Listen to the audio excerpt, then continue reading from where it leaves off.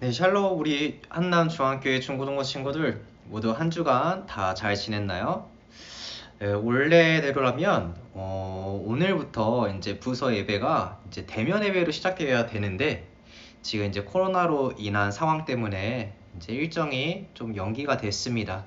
그래서 오늘 이 시간도 우리 친구들과 함께 이렇게 영상으로 같이 만나게 됐는데요. 오늘 이 시간도 전도사님과 함께 다 같이 하나님께 예배 드리도록 하겠습니다. 여기는 오늘 중고등부 친구들과 함께 나눌 말씀은 마태복음 21장 33절부터 44절까지의 말씀입니다. 전도사님과 함께 33절부터 읽어보도록 하겠습니다. 다른 한 비유를 들으라. 한 집 주인이 포도원을 만들어 산 울타리로 두르고 거기에 집 자는 틀을 만들고 망대를 짓고 농부들에게 새로 주고 타국에 갔더니 열매 거둘 때가 가까우매 그 열매를 받으려고 자기 종들을 농부들에게 보내니 농부들이 종들을 잡아 하나는 심히 때리고 하나는 죽이고 하나는 돌로 쳤거늘 다시 다른 종들을 처음보다 많이 보내니 그들에게도 그렇게 하였는지라. 후에 자기 아들을 보내며 이르되 그들이 내 아들은 존대하리라 하였더니 농부들이 그 아들을 보고 서로 말하되 이는 상속자니 자 죽이고 그의 유산을 차지하자 하고 이에 잡아 포도원 밖에 내쫓아 죽였는지라. 그러면 포도원 주인이 올 때에 그 농부들을 어떻게 하겠느냐. 그들이 말하되 그 악한 자들을 진멸하고 포도원은 제때 열매를 바칠 만한 다른 농부들에게 새로 줄지니이다. 예수께서 이르시되 너희가 성경에 건축자들이 머릿돌이 모퉁이의 머릿돌이 되었나니 이것은 주로 말미암아 된 것이요 우리 눈에 기이하도다 함을 읽어본 일이 없느냐. 그러므로 내가 너희에게 이르노니 하나님의 나라를 너희는 빼앗기고 그 나라의 열매 맺는 백성이 받으리라. 아멘. 오늘 우리 친구들과 함께 이렇게 말씀을 읽었는데요. 오늘 이렇게 나눈 말씀의 제목은 바로 특권의식과 바로 책임의식입니다. 여기 있는 우리 친구들은 특권의식과 책임의식에 대해서 한번 생각해 본 적이 있나요? 이 말이 좀 어려울 텐데 간단하게 연예인에 대해서 한번 생각을 해봅시다. 연예인들에게는 어떠한 특권이 있을까요? 우리 친구들이 생각했을 때는 바로 많은 사람들의 인기, 명예, 또 때때로는 부, 이 모든 것이 그들의 특권일 수가 있어요. 많은 사람들에게 인기를 누리고 또 그 인기로 인해서 많은 영향력을 끼치게 됩니다. 근데 이 연예인들에게 바로 이러한 특권만 있을까요? 우리가 알고 있는 이 화려한 연예인의 삶 가운데 그들의 특권 속에서는 그 특권과 더불어 바로 책임도 있습니다. 연예인들은 자신의 큰 인기에 비례해서 그들의 사생활은 점차 좁혀지게 돼요. 그리고 연예인이기 때문에 다른 사람들에게 그러한 큰 영향을 주는 인플루언서이기 때문에 그 영향력에 따라서 그들의 행동을 조심해야 되는 그 책임도 지니고 있습니다. 보통 사람들이라면 그렇게 크게 이슈가 되지 않을 일인데 연예인이기 때문에 크게 이슈가 되는 일들을 우리 많이 접하게 돼요.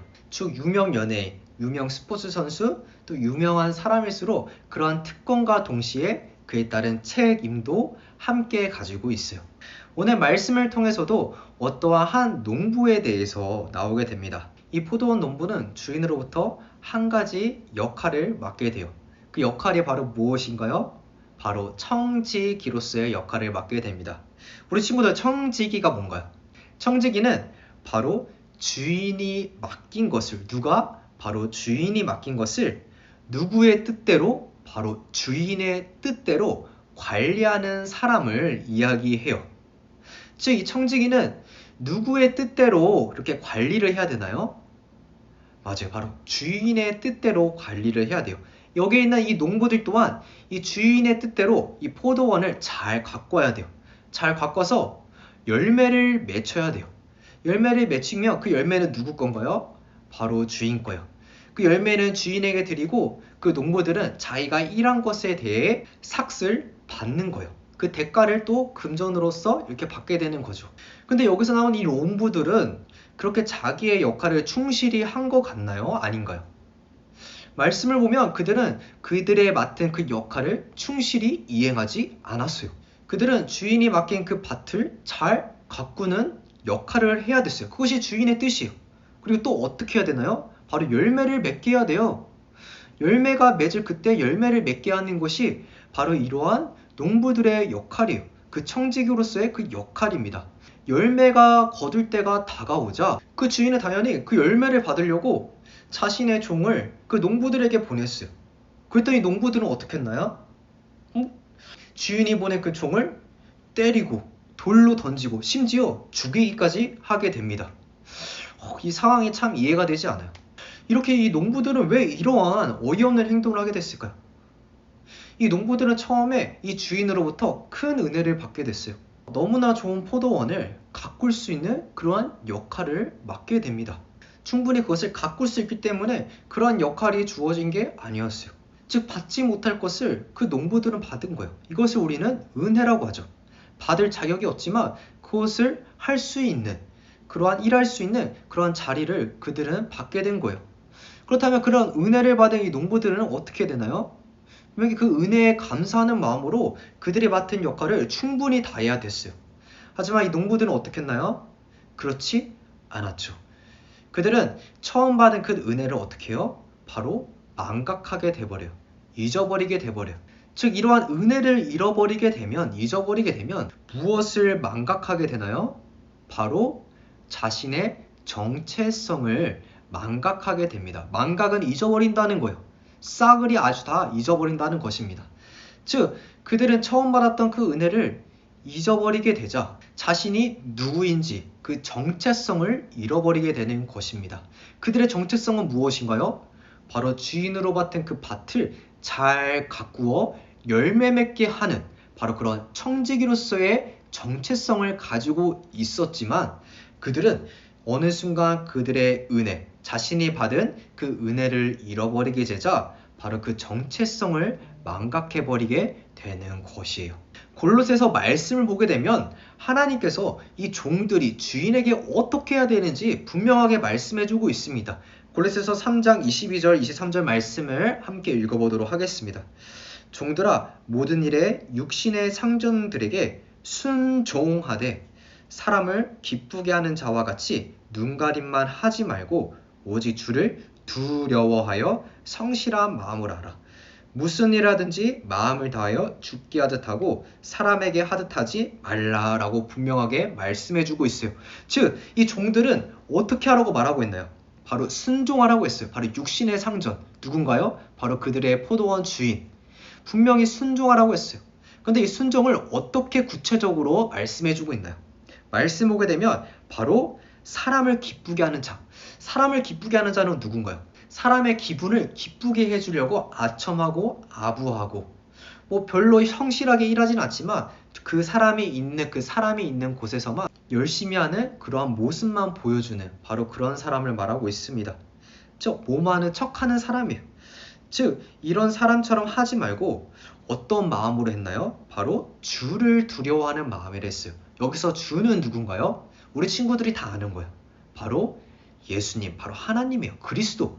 바로 이제 예수님을 두려워하는 마음으로, 바로 그리스도를 두려워하는 그 마음으로써 그렇게 순종하고 성실한 마음으로 하라고 이렇게 말씀해주고 있습니다. 즉, 이 말씀에 대한 이러한 사람, 종의 모습과 오늘 여기 나온 바로 농부의 모습을 비교하게 되면 어떤가요? 일맥상통하나 똑같나요? 전혀 다르죠. 완전한 반대라고 생각하면 돼요. 그들은 농부로서 자기가 해야 되는 그 역할을 다하지 않았어요. 분명히 주인에게 순종해야 되잖아요. 주인의 말씀에 네 알겠습니다 이렇게만 하면 돼요. 하지만 그들은 어떻게 했어요? 주인의 뜻이 아니라 바로 자기의 생각을 집어넣게 돼요. 주인이 자신의 종들을 보냈어요. 왜 보냈어요? 그 열매에 수확한 거를 가져가려고 보냈어요. 이것이 주인의 뜻이에요. 근데 그들은 주인이 보낸 이 종들을 보고서 하나는 심히 때리고 또 하나는 돌로 치고 또 죽이기까지 합니다. 왜 그렇게 했나요?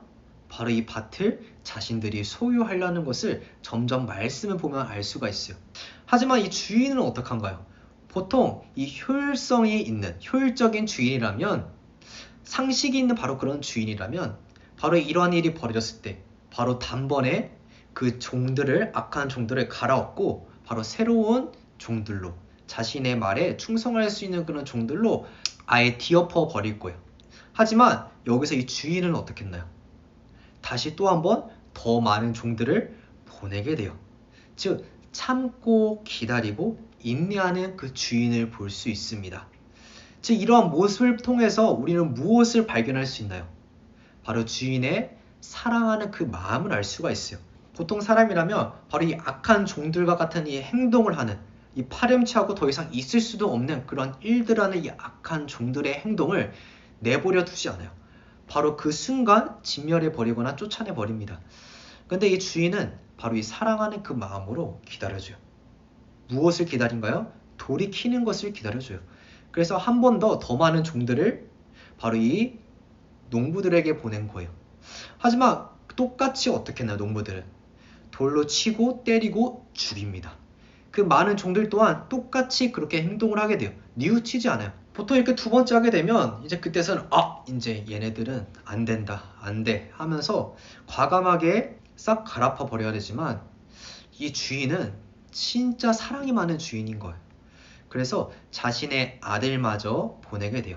자신의 아들을 보내면 이 아들을 자신과 같이 대우할 거라는 그 믿음을 가지고, 아직 그 믿음, 끝까지 그 믿음을 가지고 자신의 아들을 보내게 됩니다. 이제 이 아들을 보내자 이 주인은 그래 이 농부들이 돌이켜서 이제 자신의 그 수확을 다 줄 거야 라고 이렇게 생각했을 거예요. 그런데 주인의 아들을 보고 이 농부들은 어떻게 행동하나요?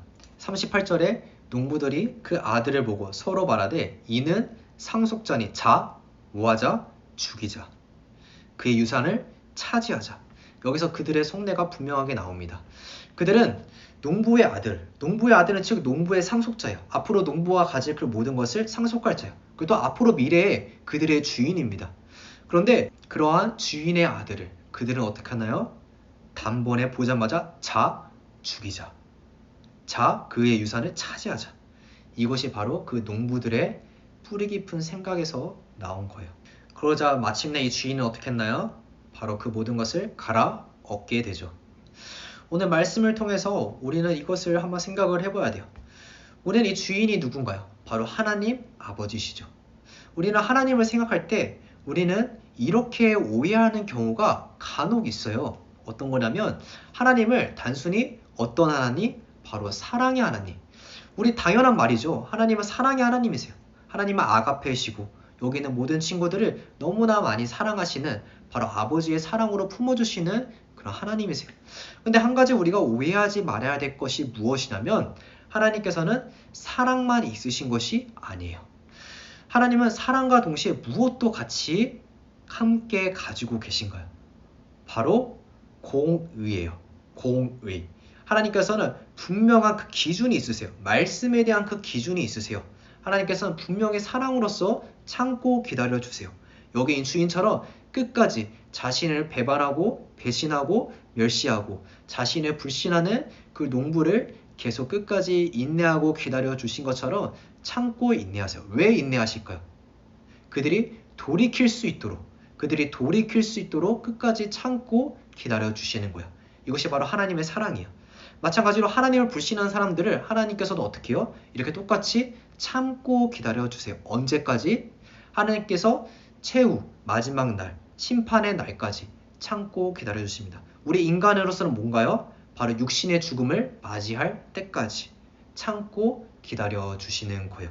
그런데 만약에 우리가 죽기까지 그것을 뉘우치지 못하고 끝까지 하나님을 불신하고 이 악한 농부들처럼 주인의 뜻대로가 아니라 내 뜻대로 그렇게 살아가게 된다면 하나님께서는 끝까지 사랑의 하나님이신가요? 아니죠. 그렇다면 하나님은 공정한 재판관이 아니에요.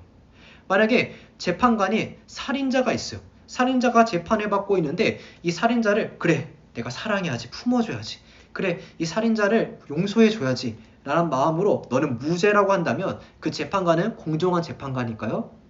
No, 아니죠. 그런 재판관을 보고 우리는 이렇게 말하죠. 바로 무능력한 재판관이라고 그렇게 얘기하게 됩니다. 재판관은 공정해야 돼요. 공의가 있어야 돼요. 하나님도 마찬가지로 재판관이세요. 죄에 대해서는 분명하신 분이기 때문에 사랑이 있으시지만 사랑이 있으신 만큼 그에 대한 죄에 대한 처벌도 분명하십니다. 그렇기 때문에 하나님께서는 우리 불신하는 그 모든 사람들을 기다려 주시지만 끝내 그 사람이 죽고 또 최후의 심판날 분명한 그 죄에 대한 대가와 공의를 실현해 나가시는 분이에요. 그래서 하나님에 대해서 우리는 이렇게 말하죠. 바로 사랑의 하나님, 공의의 하나님. 즉 하나님은 이 모든 것을 다 지니고 있어요. 그 때문에 우리는 하나님을 생각할 때 바로 이러한 오해가 있진 않은지 한번 생각을 해봐야 돼요. 우리가 만약에 하나님을 사랑의 하나님만 국한해 버린다면, 생각해 버린다면 이러한 오류를 범할 수가 있어요. 무엇이냐면 내가 기독교인이니까, 내가 교회에 다니니까 나에게는 항상 좋은 일만 있어야 돼. 바로 기복적인 신앙을 가지게 되는 거죠. 우리는 예수님을 믿지만 때때로 이런 마음에 대한 유혹을 가질 때가 참 많이 있습니다.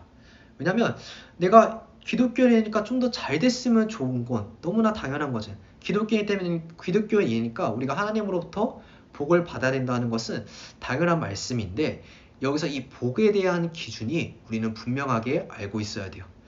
우리는 우리의 기준으로서 이 복을 생각하고 살펴보면 어느 순간 이 복이라는 이 기준 때문에 우리는 쓰러지게 됩니다. 우리는 복하면 무엇이 떠오르나요? 내가 잘 되는 거, 우리 가족이 잘 되는 거. 항상 좋은 일만 있어야 되는 게 복 아닌가요? 근데 성경에서 말하는 이 복은 우리가 생각하는 이 복과 좀 달라요. 때때로 우리에게 있는 이 고난이 그 사람에게 복이다 라고 표현하는 것을 시편을 통해서도 우리는 자주 확인할 수가 있어요. 즉 하나님께 주시는 이 복에 대한 이 기준은 우리가 갖고 있는 기준과 다르다는 것을 우리는 알아야 된다는 거예요. 때때로 우리가 하나님께 기도합니다.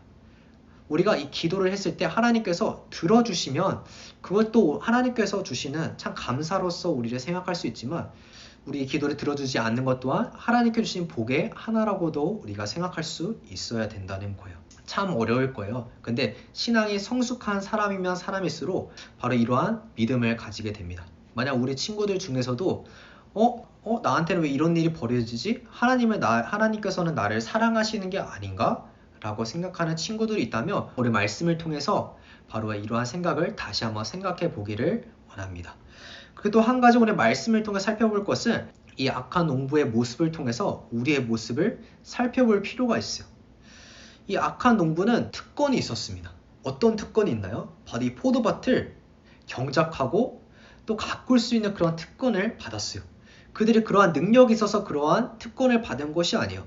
그들 또한 아무 자격이 없어요. 그것을 할 수 있는 자격이 있어서 부여된 게 아니에요. 바로 은혜로, 자격 없지만 그것을 할 수 있는 그러한 소명을 받게 된 거예요. 하지만 그 농부들은 어떻게 했나요? 자신이 받은 그 은혜를 잊어버리게 되자 자신의 정체성마저 잃어버리게 돼요. 망각하게 돼요. 자신이 부르심을 받은 그 이유가 있잖아요. 농부로부터 콜링을 받잖아요. 너희들 여기 와서 이거 경작해 라는 부르심을 받게 돼요. 그런데 그 부르심을 받았을 때 그에 따른 역할과 책임도 분명히 있었어요. 그 책임이 무엇이었나요? 딱 한 가지였어요. 누구 뜻대로? 바로 주인의 뜻대로. 누구 뜻대로? 주인의 뜻대로 그것을 경작하는 거예요. 그리고 열매 맺게 하는 거. 그것이 바로 그 농부들의 역할이었어요. 근데 그들은 자신의 특권은 누렸지만 끝끝내 그 특권을 어떻게 누리려 했어요? 해야 될 것은 하지 않고 하지 말아야 될 것을 하면서 그 주인의 것까지 자신의 특권이냐 그것을 가지려고 했습니다. 즉 그들은 그 특권을 누리기를 원했지만 자신의 책임을 다하지 않은 것을 말씀을 통해서 알 수가 있었어요. 즉 우리의 삶 또한 마찬가지예요. 여기는 우리 중고등부 친구들도 이 농부라는 이러한 역할이 아닐지라도 우리 친구들이 맡은 각각의 자리들이 있어요. 바로 자녀로서의 자리가 있어요. 그리고 학생으로서의 자리가 있어요. 또 때때로 학교에서 어떠한 역할을 맡고 또 어떤 자리 가운데 또 우리 친구들 중에 알바하는 친구들이 있을 거예요. 그런 자기가 맡은 자리들이 각각 있을 거예요. 근데 중요한 것은 그리스도의인으로서 우리가 생각해야 될 것은 우리가 맡은 그 자리 가운데 우리의 특권도 참 중요해요. 그 자리가 우리의 특권을 누릴 수 있게 만들어주기도 하죠. 근데 이 특권과 더불어 우리가 한 가지 생각해야 되는 것은 바로 그에 따른 책임 또한 한 번쯤 생각해 봐야 된다는 거예요. 즉 올바른 청지기, 올바른 그 청지기로서의 역할은 무엇인가요? 바로 그 청지기로서의 첫 번째 그 정체성이 성립되어야 한다는 거예요. 이러한 정체성이 성립되려면 무엇이 필요한가요? 바로 은혜를 기억해야 되는 거예요. 즉 말씀을 통해 예수님께서는 이 바리새인과 서기관들 뿐만 아니라 모든 친구들에게 경고를 하고 있는 거예요. 모든 사람들에게 분명한 경고의 말씀을 하고 있는 거예요. 이 말씀을 통해서 바로 우리가 잃어버린 그 은혜를 기억하라는 거예요. 그리고 또 그 은혜를 우리가 경험하지 못했다면 그 은혜가 있어야 됨을 말씀을 통해 말하고 있는 것이에요. 우리가 하나님께로부터 은혜 없이 그 역할을 감당할 수가 없어요.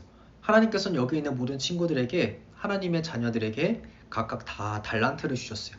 은사를 주셨어요. 각각 친구들이 뭐 잘하는 것들이 있을 거예요. 어떤 친구들은 찬양을 잘하고, 어떤 친구는 막 춤을 잘 추고, 또 어떤 친구는 또 말을 잘할 수 있는, 그러한 하나님께서 달란트를 각각 주셨어요. 그런데 이러한 달란트를 우리 친구들이 이것을 하나님을 위해 주의 뜻대로 사용하는 것이 아니라 다른 사람들의 칭찬을 쫓아서 그러한 은사 달란트를 사용하게 되고, 또 우리 겉모습을 포장하기 위해서 이러한 하나님께 주신 달란트들을 사용하게 된다면 그것은 악한 농부들 같이 우리가 해야 할 책임을 다하지 않고 하지 않아야 될 일을 하는 것과 똑같은 거예요.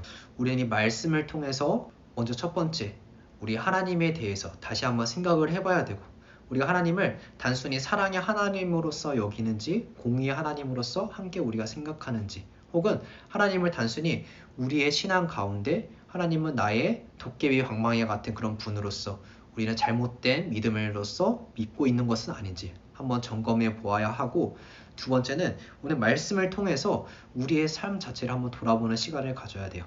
바로 악한 농부와 같이 우리가 하나님 주신 그 달란트를 잘못 사용하고 있거나, 혹은 특권 의식만 누리려 하고 우리는 그런 책임 의식을 다하지 않는 모습이 우리 가운데 있지는 않은지 같이 한번 오늘 이 말씀을 통해 한번 돌아보는 한 주가 되기를 같이 소망합니다.